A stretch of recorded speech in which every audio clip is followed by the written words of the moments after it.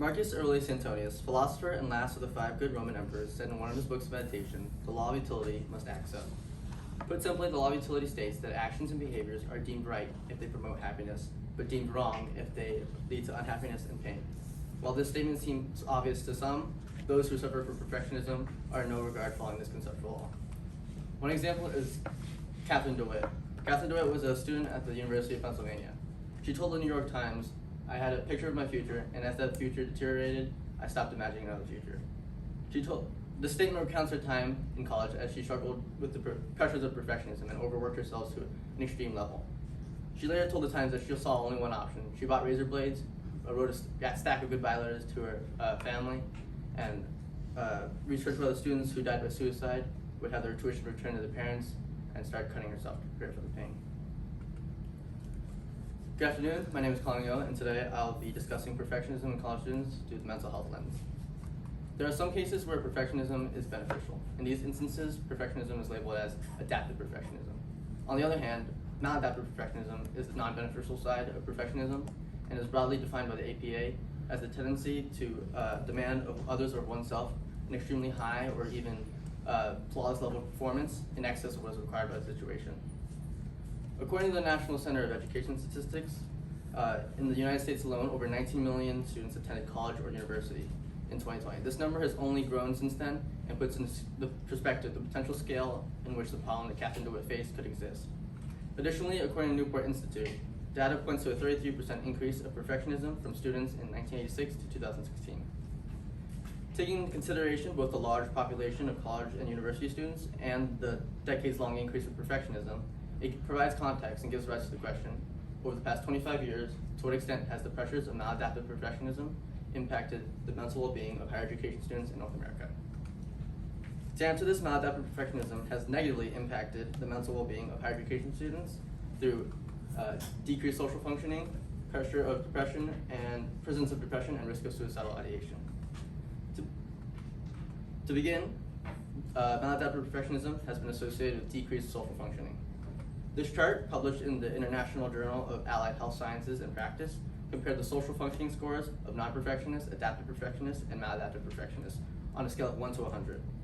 The study found that in the first semester, maladaptive perfectionists had an average that was lower than the other two groups, with maladaptive perfectionists having an average that was 7.4 points lower than non-perfectionists and 10.6 points lower than adaptive perfectionists. The same study was conducted in the second semester, and the results were consistent, yielding data that said that maladaptive perfectionists had the lowest score out of the 3 groups. Additionally, increased social anxiety is commonly associated as an indicator or aspect of decreased social functioning. This graph from the State University of New York examines the relationship between social anxiety and socially prescribed perfectionism, which is a subtype of maladaptive perfectionism. Both lines represent a positive correlation in both high and social support situations, and this ties back to the fact that decreased social functioning is correlated with maladaptive perfectionism and therefore negatively impacts the mental well-being of higher education students. Additionally, along with decreased social functioning, depression is commonly correlated with maladaptive perfectionism.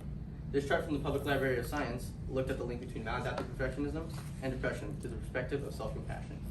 Using the pre-existing correlation between maladaptive perfectionism and depression, the chart manipulates the variable of self-compassion, with the 3 high self-compassion, average self-compassion, and low self-compassion. In all 3 cases, the link between maladaptive perfectionism and depression stay positive, and it goes to show that the strong presence of depression that is associated with maladaptive perfectionism and therefore demonstrates the negative impact of perfectionism through the correlation of depression.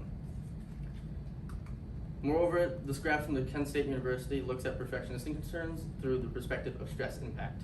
The graph shows a link between perfectionistic concerns and depression stay positive for both low and high stress situations. Similar to the previous graph, this graph shows self-compassion and this graph shows high stress. And in all cases, the correlation between perfectionism and depression stay continually positive. It goes to show that depression is consistently associated with perfectionism and in turn negatively affects the mental well-being of higher education students. In relation with social functioning and depression, suicidal ideation and other suicidal tendencies are associated with maladaptive perfectionism as well. Professor Paul Hewitt is a highly regarded clinical psychologist who has extensively researched the impact of perfectionism. In an article from the University of British Columbia, Hewitt suggests that a seemingly perfect life could risk teen suicide. He also states that I have worked with extreme perfectionists for many years, and I am still surprised with the depth of their pain and the level of their desire to die. He describes perfectionists with the perspective that suicidal tendencies and ideation may be associated. He alludes to the fact that maladaptive perfectionism can be a risk factor for teen suicide.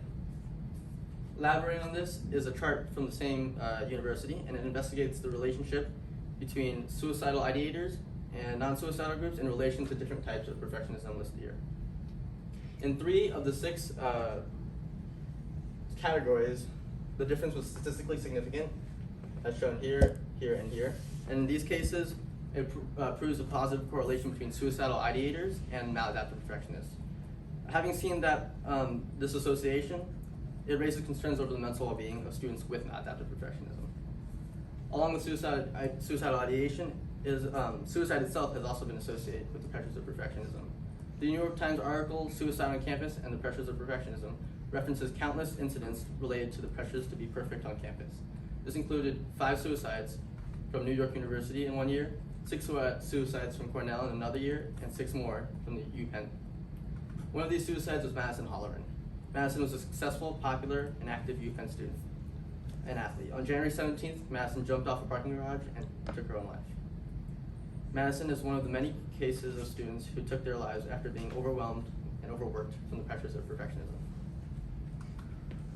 It is clear that the impact of maladaptive perfectionism on the mental well-being of students can be detrimental. This is evident by both data produced from several studies and real-world cases of students affected by perfectionism. Catherine DeWitt and Madison Holleran, both high-achieving students, fell victim to the pressures of perfectionism. They serve as a reminder of the negative impact that maladaptive perfectionism can have on students. Repercussions ranging from decreased social functioning to depression to even suicide are all examples of this. It is essential that the gravity of the situation is acknowledged. Perfectionism is not just a harmless quirk or personality trait, it is a serious condition that demands attention and intervention. By raising awareness of these consequences and providing resources to those who are suffering, the harmful effects can be mitigated. At the end of the day, actions must be taken to ensure the well-being and success of the students of today, tomorrow, and future generations. Thank you.